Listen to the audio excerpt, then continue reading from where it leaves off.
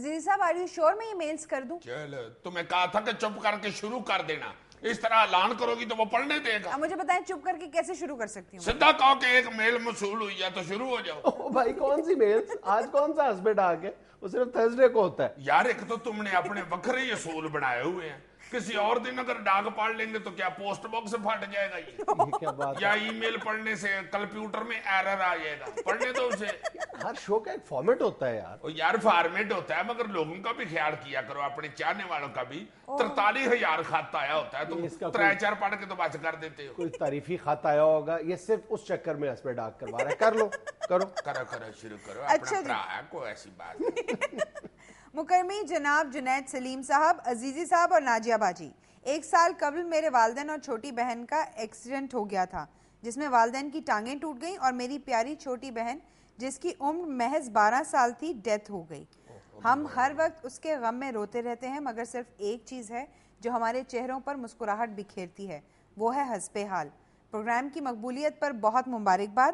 دیکھنے والوں سے صرف یہ گزارش ہے کہ میرے والدین کی صحت کے لیے دعا کریں.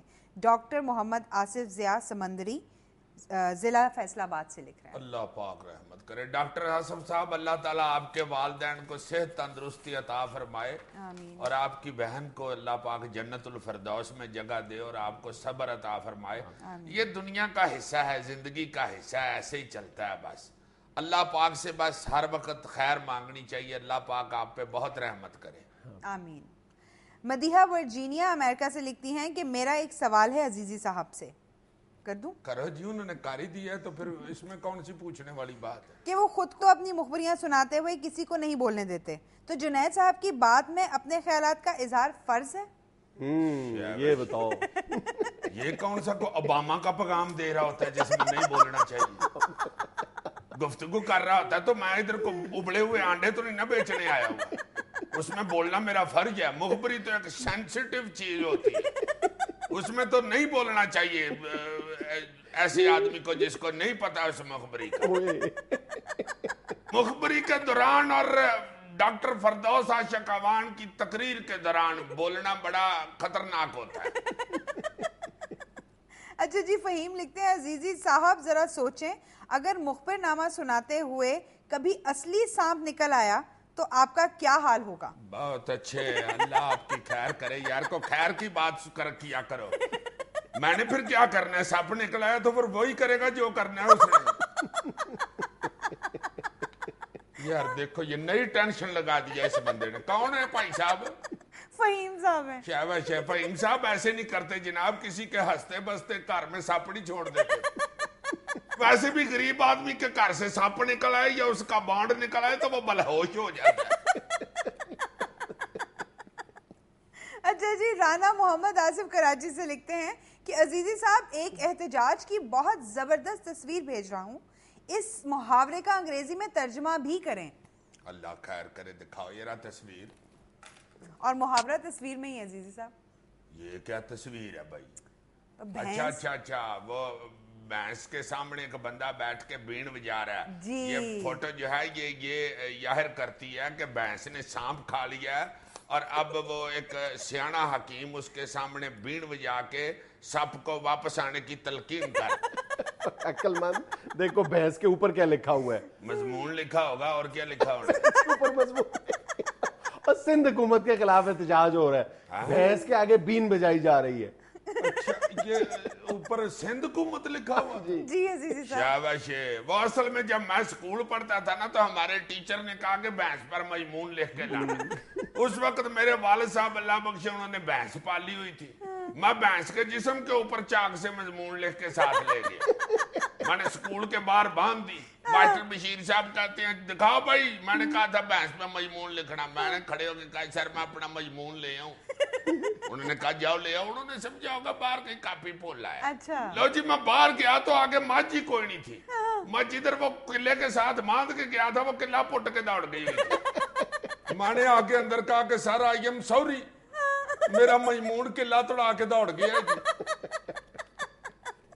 عزیز صاحب محاورے بھینس کے آگے بین بجانا، اب آپ نے اس کا ترجمہ کرنا ہے انگریزی میں. تو کر دیتے ہیں، ایسی کون سی بات ہے. بڑے خوش ہوتے ہیں. اتنا بھی نالائق نہیں ہوں میں. بھینس کے آگے بین بجانا. جی جی Mr. Bean in front of Buffalo. अक्लमंद। इसको अंग्रेजी में कहते हैं play pearls before the swine। यही मैं कहना चाह रहा था ना। अच्छा चले आप अब सुनाते जो जुनैद साहब ने कहा है। तो पहली दफा तुम्हारे कान नहीं खुले होते? सुनाओ यार इसे एक दफा फिर। इधर हमने तो स्कूल ही खोल ली है। गौर से सुनना, आप सुनाओ यार। अब तुम ही सुनाओ, मैंने सुना दिया। अब नहीं वो सुना रहा तो अब मैं क्या करूं? पहली दफा ही गौर से सुना करो। अच्छा जी, अगली मेल हमें गुजरांवाला से मौसूल है, हिरा सरवर अवान की। लिखती हैं, hello Junaid uncle, Nazia and अजीजी, आप लोगों का शो बहुत अच्छा है। अजीजी अंकल, आप रेड गैलेस और पिंक शर्ट में बहुत क्यूट लगते हैं। ओ, बस ये इस एक मेल के लिए इसने हस्बैंड डाक रखा है। आगे तो सुने सर, तो आगे। उसने कौन सी मेरी मान ली है? मैंने तो उसे कहा था पहली मेल ये सुनाना, उसने चौथी सुनाई। चौथी सुनाइए, सुना तो दी है। जुनैद अंकल, मुझे आपकी एक बात समझ नहीं आई। आप इतनी अच्छी और फॉर्मल ड्रेसिंग करते हैं तो अपने हेयर स्टाइल के लिए थोड़ा सा वक्त क्यों नहीं निकालते? बस बेटे, इसका हेयर स्टाइल बनाना बड़ा मुश्किल होता है। इसने माचिस पटाखा रखा हुआ, रोज पर जाई हमारे बालों में एक माचिस पटाखा रख के उसको आग लगाती है, वो पाड़ता है तो इसका हेयर स्टाइल बन जाता है। इसको मौका मिल गया। और अल्लाह ना करे जिस दिन गलती से 2 पटाखे इकट्ठे चल गए तो ये रहमान मलक का सिर परा बन जाएगा। अगली मेल पढ़ो, इसमें खत्म नहीं करनी बात। अच्छा जी, हसीब हसन लाहौर से लिखते हैं, एक बात तो बताइए अजीजी साहब, आप भाभी से इतना डरते क्यों हैं? क्या आपके बरादर निस्बती ब्रूसली हैं? ये तुमने कहा था कि ये मैं नहीं पढ़ूंगी, फिर जरूर पढ़नी थी ये। आपने खुद ही कहा था ये जरूर पढ़ना। भाई साहब, बरादर निस्बती ब्रूसली नहीं है, आपकी भाभी मोहतरमा खुद ब्रूसली है। उन्होंने कई दफा बर्फ का ब्लॉक तोड़ने का मुजाहरा किया। ब्रूसली तो कोनी मार के बर्फ का ब्लॉक तोड़ता था ना, पर जाही आपकी मेरे सिर में मार के तोड़ती। बस इस मुजाहरे के लिए मुझे को ऐसी हरकत करनी पड़ती। अजीज साहब, आपने घर नहीं जाना? ऐसी कौन सी बात हुई है, मैंने उसकी तारीफ की है। नाज़रीन, ये वक्त होता है कमर्शियल ब्रेक का, मुलाकात होती है चंद लम्हे बाद। यार अगर गलत महसूस हो रहा है तो फिर ये काट देना।